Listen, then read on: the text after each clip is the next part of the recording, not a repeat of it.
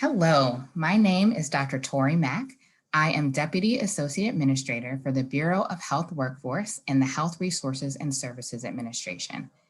The Bureau of Health Workforce is unique in HRSA in that we focus on workforce across the continuum of education, training, and ultimately service, connecting skilled providers to communities that need them most.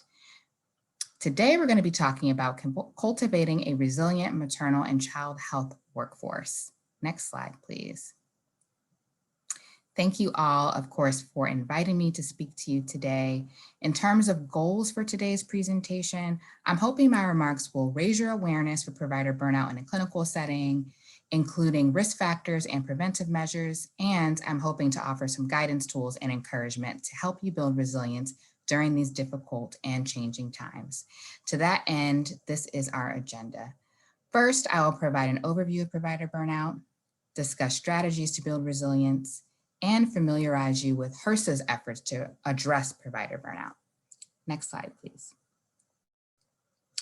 I do want to take a moment before I go any further, just to offer one caveat.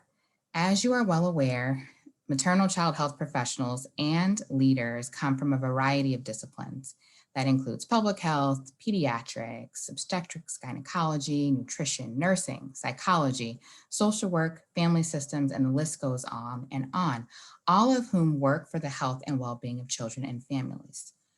Unfortunately, the studies into provider burnout tend to look at these disciplines separately or as part of their larger fields. So that's to say, studies might focus on the professions of medicine or nursing, or on specialties like pediatrics, obstetrics, and midwifery, or even on child and family social workers and caseworkers. But the state of research right now precludes me from addressing the maternal and child health workforce as a whole.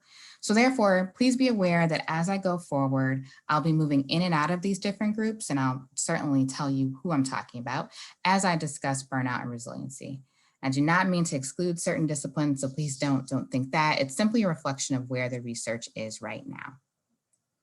Next slide, please. So first, let's start off with what is burnout? There are a few different definitions, and this graphic represents the World Health Organization definition, which is that burnout results from chronic workplace stress that has not been successfully managed and is characterized by three dimensions. First, feelings of energy depletion, right, or emotional exhaustion. Increased mental distance from one's job, or feelings of negativism or cynicism related to one's job. This is also sometimes referred to as depersonalization. And lastly, reduced professional efficacy, so a low sense of professional accomplishment. It's important to note that burnout is an occupational phenomenon. So it might certainly impact our workforce and their loved ones outside of the clinical setting, but its roots lie within it. Next slide, please. So what are the symptoms of burnout? In the field of healthcare, burnout can manifest in physical, emotional, and/or behavioral ways, and can include compassion fatigue, decreased empathy for patients, self-isolation, sleep disturbances, and even workplace anxiety.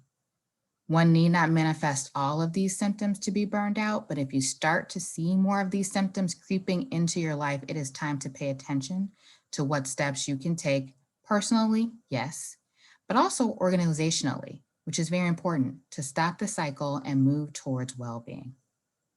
Next slide, please. The National Academy study, Taking Action Against Clinician Burnout, released in October of 2019, closely examines the factors that contribute to this growing concern we're discussing today.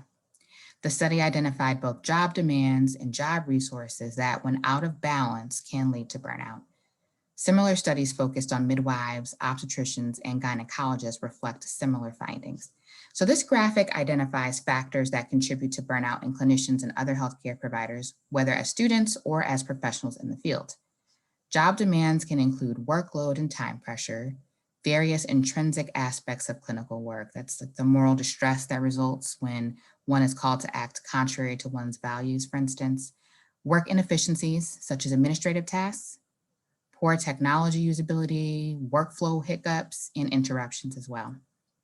When we look among students and residents in training, Burnout is associated with suboptimal clinical experiences, feelings of inadequate support, supervisor and peer behaviors are a factor, as well as a lack of autonomy and grading schema as well. Next slide, please. So when we shift into the specific context of maternal and child health workforce, we see some unique factors that can feed into feelings of burnout and emotional exhaustion as represented on this slide. These professionals play a crucial role, of course, in maintaining the health and well-being of mothers and children, many dealing with complex social, physical, and mental needs. The very nature of this work can contribute to higher levels of stress, with these professionals called to deliver support in highly emotional context. And I know about this firsthand in a clinical setting, as I was a practicing neonatologist for a number of years. Home visiting programs are another example of this as well. Home visitors connect expectant parents and parents of young children and designated support people to trained nurses, social workers, or early childhood specialists, or community health workers. Of course, delivering this care in the home can be a very intimate experience, right? One that can foster connection with families and build relationships. But according to one study of Florida home visitors, those essential and sustaining relationships often end up at odds with some of the requirements, including paperwork, for example. In my former role in the DC Department of Health, I directed our Maternal Child Health Bureau funded home visiting program, and I am well aware of the challenges that home visitors often face. Travel time and other responsibilities associated with managing a caseload really encroached on the time that was needed to engage with families. These basic issues are then exacerbated by those unpredictable levels of need, which can turn a standard visit into an extended one, which of course can impact subsequent appointments. Other home visitors face frequent cancellations or changes which can complicate their scheduling. Home visitors also discuss difficulties in finding services for families like housing, childcare, and transportation, and this is really marked in rural and underserved areas. Such challenges feed into this vicious cycle of unemployment and financial difficulties, which just add to the home visitor's professional burden and emotional toll. And while home visitors consistently expressed a passion for supporting families living in high-need communities, they also described the stress of encountering crime and gun violence in the participants' neighborhoods, or even intimate partner violence or child abuse in the home. I say all this to say that all of this adds, right, onto the emotional labor that providers must take on as they manage the competing demands between empathizing for clients and patients while maintaining professional distance. This effect can be taxing and lead to experiences of burnout. Next slide, please. So let's spend a little bit of time on the next few slides talking about some of the data we have on burnout. So first, the scope of the problem. Even before the extreme and unique challenges of COVID-19, these burdens stacking up, the healthcare system struggled to care for its provider. So this is before the pandemic. Approximately 50% of physicians, nurses, and medical students and residents on the whole were experiencing symptoms of burnout. And these numbers ranged, and the highest was around 60% for medical students and residents. Also of note that other professions certainly experience burnout, but while those levels have remained pretty steady, physicians experience burnout at twice the rate of other American workers, with US nurses reporting similarly high levels as well. Next slide, please. And in dealing with the complex public health problems affecting women, children, and their families, physicians working with mothers and children face some unique stressors that place them in the upper tiers of physicians experiencing burnout, and that's overall. And so when we look at what COVID-19 is doing, though the numbers may have shuffled out of order for these physicians experience burnout, those working in the arena of maternal and child health saw slight changes in the reported levels, with pediatricians seeing the biggest jump up to 45% from 41%. This slight increase is important to note because overall for physicians, some studies have noted an overall increase of up to 76% for healthcare workers reporting exhaustion and burnout specifically. Next slide, please.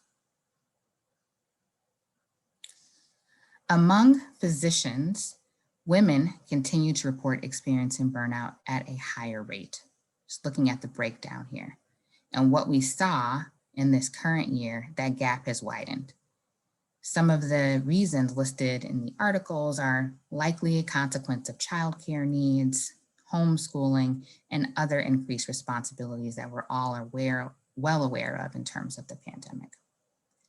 Studies are not available to tell us whether this pattern holds specifically to maternal and child health workforce, but it's important to note that 91% of the maternal child health workforce identifies as female. So a similar increase in burnout would be felt even more deeply across these fields of practice. In addition, of those experiencing burnout, this Medscape study found that nearly 80% were already wrestling with it before the pandemic hit. And COVID-19, of course, just adds to the professional and personal burdens. And as we get more data in, we can certainly expect to see some increased rates. Next slide, please. So with burnout on the rise overall, as I was talking about, the entire healthcare system is going to pay that price, right? And so these results on this slide are derived from a meta-analysis. And it showed that physicians with burnout are twice as likely to be involved in patient safety incidents. They are twice as likely to deliver suboptimal care to patients due to low professionalism. And they're actually 3 times more likely to receive low satisfaction ratings from patients. In this last bubble here, the economic impact of burnout is challenging to calculate, and there's wide variation. I've seen some estimates as high as 6.3 billion, but this here is a conservative estimate of 4.6 billion in cost, and this is from the Annals of Internal Medicine, related to physician turnover and reduced clinical hours that are attributable to burnout each year in the United States. And these costs can take the shape of increased absenteeism, reduced productivity, increased medical errors and safety lapses, more malpractice claims, and of course, high rates of turnover, which leads us to the next slide on the impact of turnover. So there's been a few cross-sectional studies that have found that burnout is independently associated with job dissatisfaction and the intention to leave a job. This is similar in nurses studies as well in terms of burnout and job dissatisfaction associated with plans to leave the nursing field overall. The financial implications to healthcare organizations can also be quite staggering as well. The cost of turnover among RNs specifically is estimated to be 1.2 to 1.3 times their salary to replace them. And the cost to replace one physician, of course, is going to vary depending on specialty and location, but the average was about 500,000 to replace a physician. Of course, those estimates can actually go up to $1 million. So these financial figures certainly vary widely and can change, but the point here is that clinician turnover costs the organization. It costs in recruitment, training costs, and in lost productivity. And turnover impacts community health centers, I'd like to note even more. Community health centers, which of course are serving underserved populations, have higher rates of turnover and have been documented in community health centers in underserved settings as well. Next slide, please.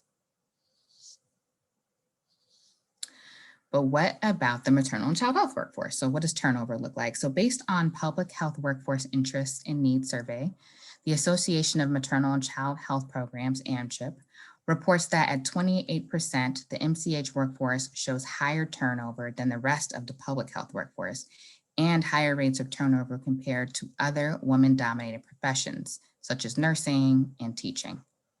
Such a high turnover rate leads to not only to loss of institutional knowledge, but in reducing needed capacity as well. And it contributes to burnout for those that remain, right? So as they struggle to sort of fill in behind their departing colleagues.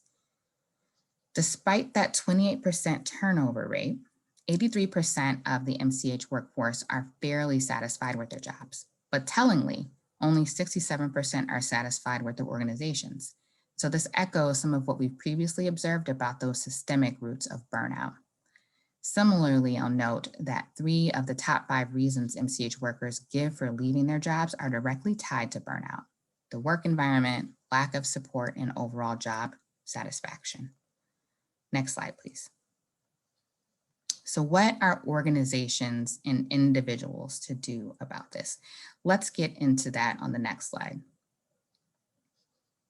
I want to say that this presentation is not all doom and gloom, right? There are ways to counter burnout.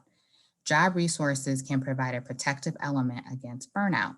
These include those tangible and those intangible resources within the work environment, such as cultivating meaning in work, job control when it's possible in terms of flexibility, and the availability of social support from peers and supervisors. These counter elements are reflected in the goals of the 2019 National Academies Report set for eliminating burnout and enhancing professional well-being. So that's creating a positive work environment, creating positive learning environments as well, reducing administrative burden, enabling technology solutions, providing support to clinicians and learners.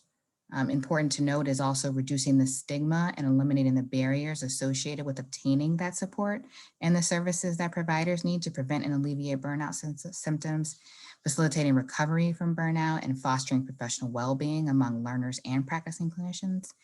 And lastly, also investing in research, providing dedicated funding for research on clinician professional well-being. Next slide, please.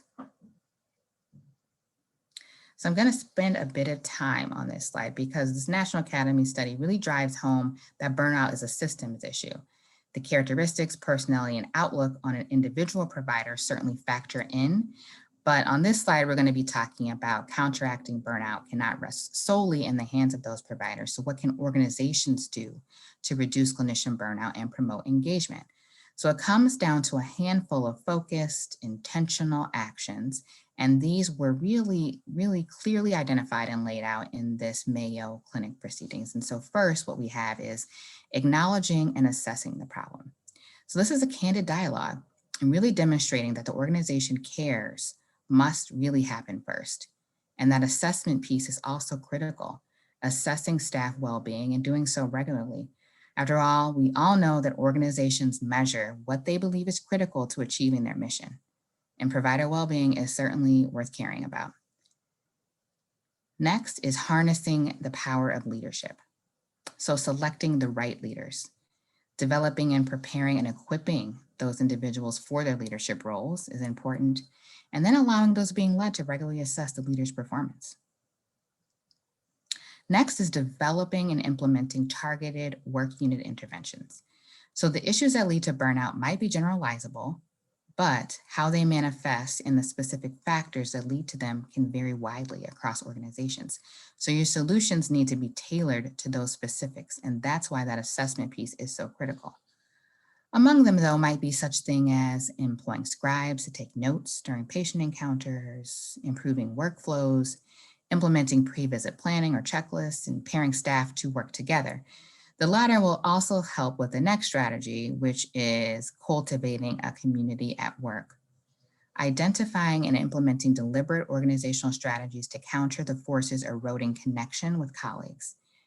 Nurturing peer support is important to this in terms of cultivating that community in formal and informal ways, and bringing staff together to talk, to share ideas, and really build those relationships.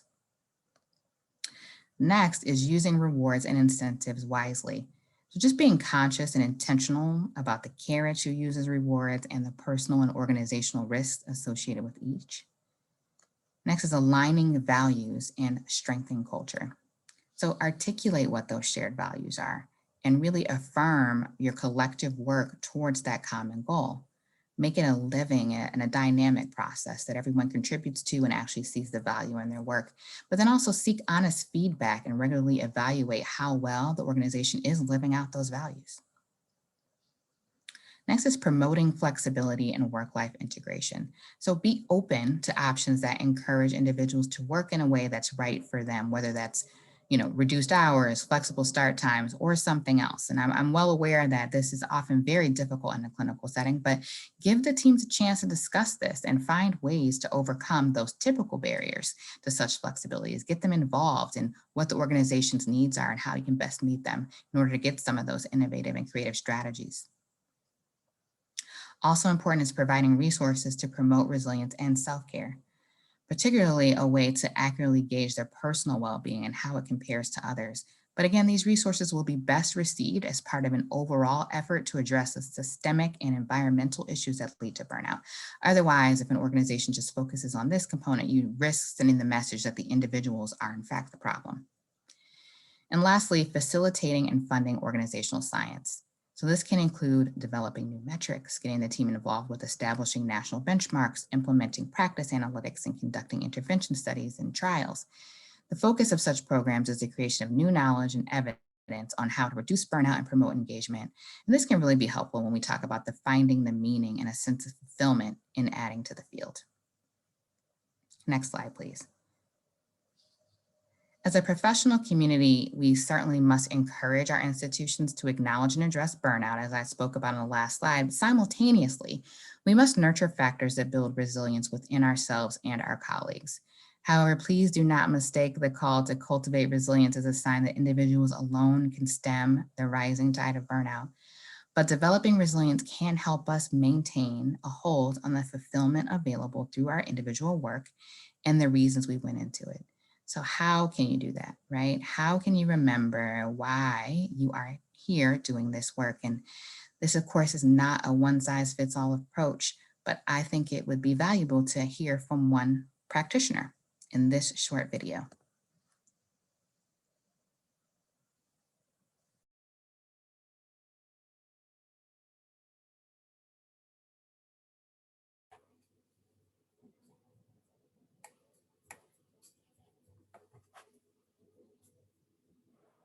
Burnout to me is really defined as kind of losing sense of and the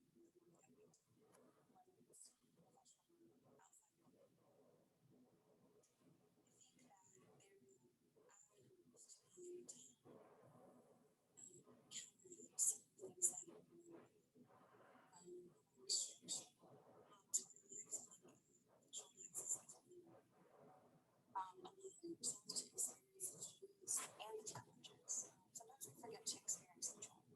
We forget to remind ourselves of all the good stories, the cures, getting a job after going to school and graduating after 3 years. We forget all that stuff because that's what we expect. And we just expect that that's going to happen. And we're really affected emotionally. And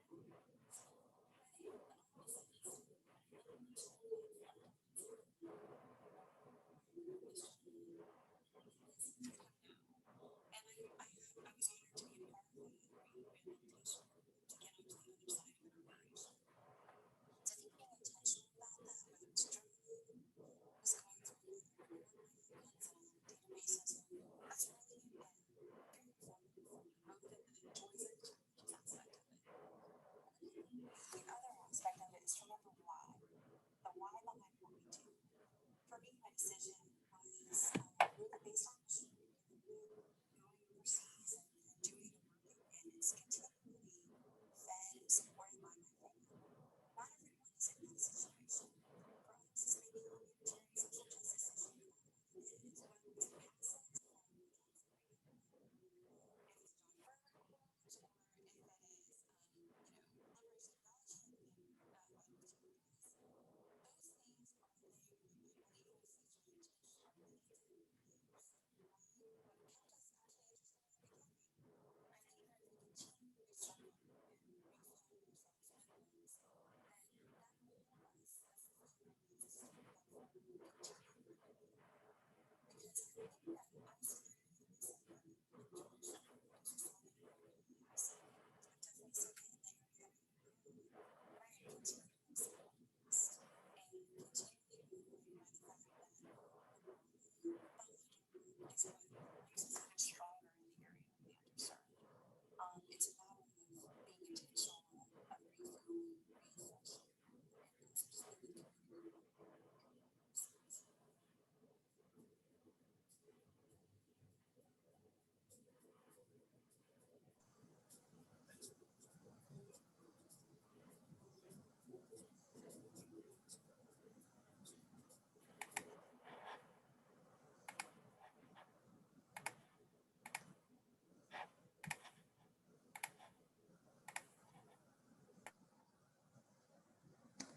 What I found most poignant about Dr. Zalamaya's remarks is the finding the why. And I hope that some of her remarks resonated with you as well. For the next part of the presentation, I am going to transition a bit to talk about HRSA's efforts to address provider burnout. Next slide, please. Let's start out talking about the triple aim, which is an idea that I'm sure many of you are well aware of. And this is started, I think, back in 2008. And this idea really helped to clarify the goal of the healthcare system, right? To improve the overall health of the population by improving patient outcomes and experience and reducing cost, right? Very powerful framework, deliver the right care for the right price at the right time.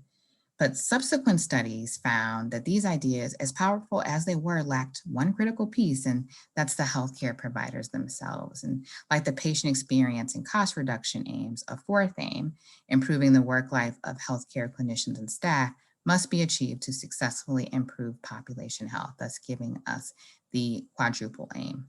We cannot improve healthcare without them. Next slide, please. Recognizing the value and importance of the quadruple aim, the Bureau of Health Workforce Advisory Committee on Interdisciplinary Community-Based Linkages, one of our key advisory groups actually, included this into one of their recommendations. They called on HRSA to integrate into our grants language evidence-based practice models to reduce provider burnout and boost well-being, resilience, and retention. Next slide, please. And this slide really talks about how we are operationalizing that within BHW. So in implementing that recommendation, the Bureau of Health Workforce looked for ways in which we could support provider wellness, whether during the education phase of our practitioners training or during their service to our rural and underserved communities. Toward that end, we have incorporated a number of strategies into our programs to foster well-being and help healthcare providers counteract those factors. These strategies range from self-care efforts to enhancing support of our providers through stronger relationships with peers, colleagues, and mentors, as well as pre and post program assessments to really help us gauge the results of our efforts. Next slide, please. Here's an example. So one of our examples of how we're operationalizing this at BHW is with our primary care training and enhancement program. So this program strengthens the primary care workforce by supporting enhanced training for future primary care clinicians, educators, and researchers, and by promoting primary care practice in rural and underserved areas. So by design, this program systematically approaches improving training, provider, and faculty wellness. The specifics of how that happens vary from grantee for grantee, as they should, right? That assessment piece.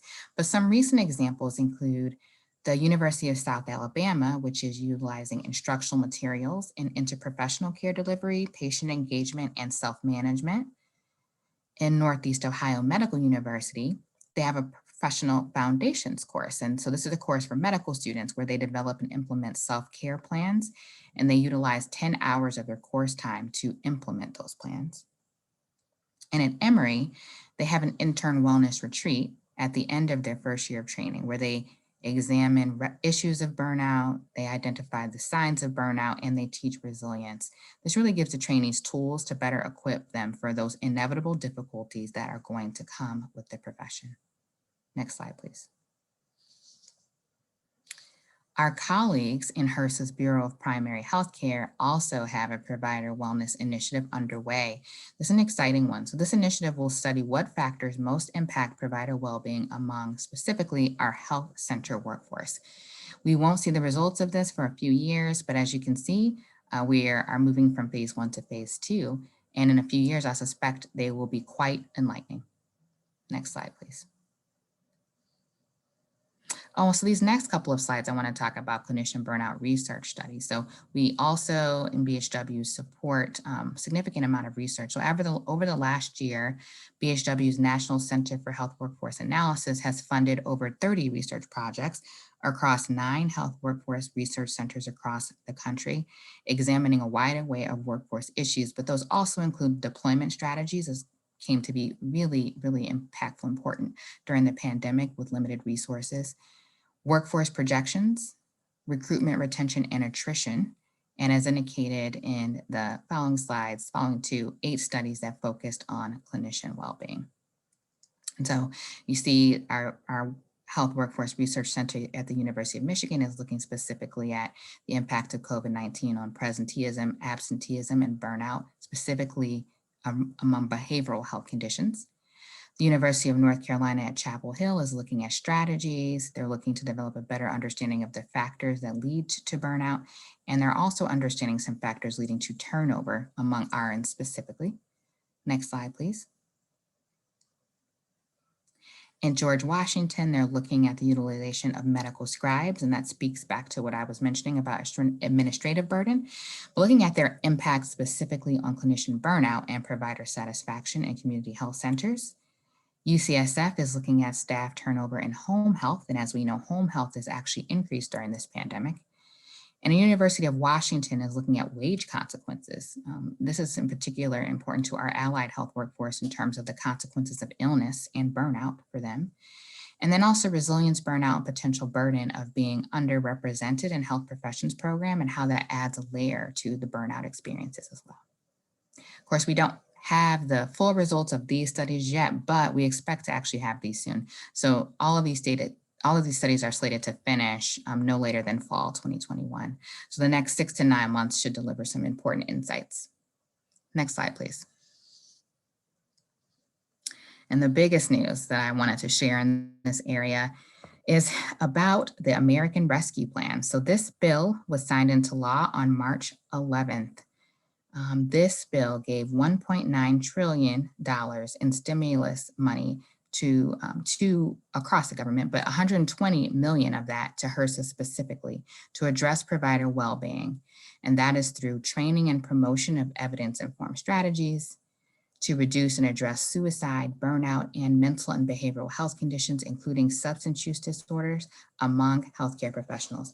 Our staff is currently actively developing a comprehensive plan to channel this new funding into useful and effective programs and activities. We're in the process of identifying ways to support those currently experiencing burnout and creating systems to prevent burnout and promote resiliency among the health workforce, with a particular focus on those working in rural and medically underserved communities. While it's too early for me to share the specifics of these plans, I encourage you to keep an eye out for new or expanded grants, contracts, or other programs coming out of the Bureau of Health Workforce. We're really excited about this opportunity really to just to find new ways to sustain and protect our frontline health workforce. Next slide, please. Also of note, in 2019, HRSA issued a special edition of the Primary Healthcare Digest, which focused on the issue of workforce engagement and well-being. This digest is rich with resources of all types. These two issues that are on here are really important because they can help you launch a wellness program and help find materials to expand a program if you already have one. So among those resources, I want to particularly highlight the assessment tools that you can find there. Those provide an excellent place to start an organization's efforts to address staff burnout.